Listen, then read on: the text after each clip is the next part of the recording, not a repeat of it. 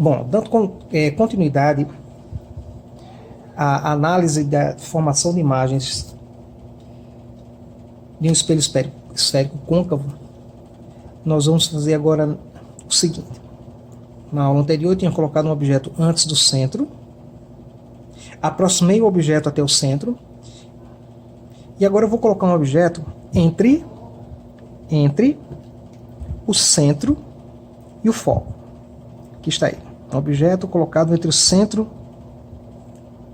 e o foco. Vamos ver como será a sua imagem conjugada. Lembrando, vou desenhar um raio paralelo ao eixo, porque eu sei como ele será refletido. E vou desenhar aqui um raio que passa pelo foco. Aqui, os dois raios divergindo, ambos atingindo a superfície do espelho. Nós vimos que um raio que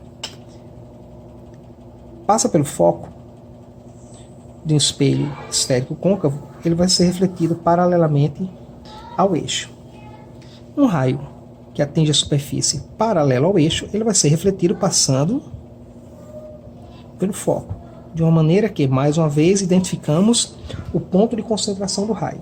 E esse ponto de concentração vai determinar a posição e a altura ou comprimento da imagem. Objeto, imagem. Então, nesse caso, o nosso objeto está entre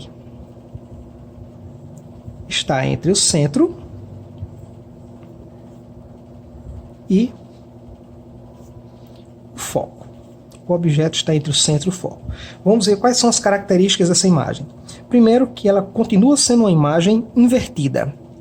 Ela continua sendo uma imagem invertida. Ela é uma imagem agora maior do que o objeto. Em virtude dela ser gerada a partir da concentração dos raios, ela é uma imagem real. E a sua posição, o local onde ela é criada, é depois do centro ou antes do centro. Vamos colocar aqui antes do centro.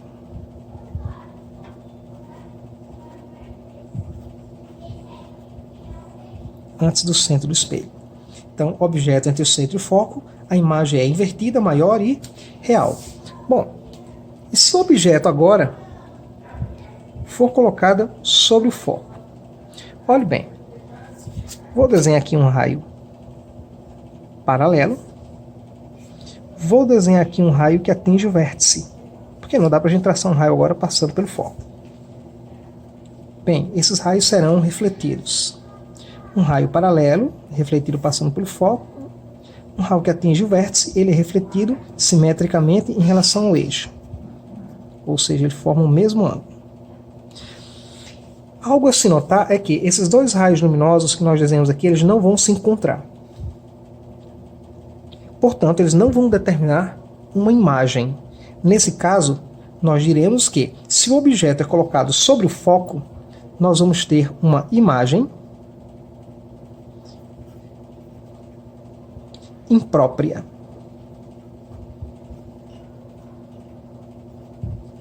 Não vamos ter a formação de uma imagem nesse caso. Ou numa outra análise, a imagem seria formada no infinito. Então, quando o objeto está posicionado sobre o foco, a imagem é imprópria. Por fim, o objeto agora vai ser colocado sobre o foco e o vértice, da maneira como eu desenhei aqui. Objeto entre o foco e o vértice. Mais uma vez, um raio paralelo atingindo a superfície do espelho e um raio atingindo o vértice do espelho.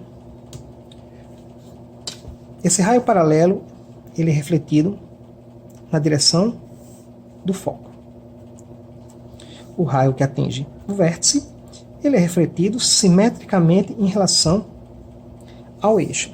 Mas, veja bem, se, para que seja determinado a posição e o tamanho da imagem, é necessário localizarmos o ponto de interseção dos raios refletidos, aqui nós teremos um problema, porque os raios refletidos, eles sequer são paralelos, eles estão divergindo.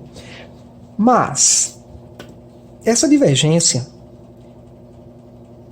vai permitir que a gente localize um suposto local da emissão dos raios, que seria esse ponto aqui. Nesse caso, a interpretação que nós fazemos é que seria como se esses raios estivessem partindo desse ponto, mas na verdade não estão. Esse ponto aqui é um ponto virtual. Ele vai determinar a nossa imagem. E essa imagem vai ser uma imagem do tipo virtual. Quando o objeto é colocado entre o foco e o vértice, a imagem vai ser direita. A imagem vai ser maior do que o objeto e vai ser uma imagem também virtual. Diferença básica ou diferença fundamental do ponto de vista prático de uma imagem virtual para uma imagem real. Primeiro que todas elas são vistas na superfície do espelho. Entretanto, a imagem real ela pode ser projetada diante de um espelho, na posição em que ela é gerada. Tipo, nesse local, se nós colocássemos uma tela, um painel, uma superfície, a imagem seria projetada sobre ela, o que ia caracterizá-la como uma imagem real. Toda imagem que é projetada num anteparo, numa superfície, é caracterizada como sendo uma imagem real. Nesse caso aqui, a imagem é uma imagem do tipo virtual. Portanto, não é possível, colocando o objeto entre o foco e o vértice, projetarmos a sua imagem em alguma superfície diante do espelho, pois a imagem conjugada desse objeto trata-se de uma imagem virtual. Virtual, maior e direita. Resumindo, toda imagem invertida será uma imagem do tipo real, toda imagem direita será uma imagem do tipo virtual.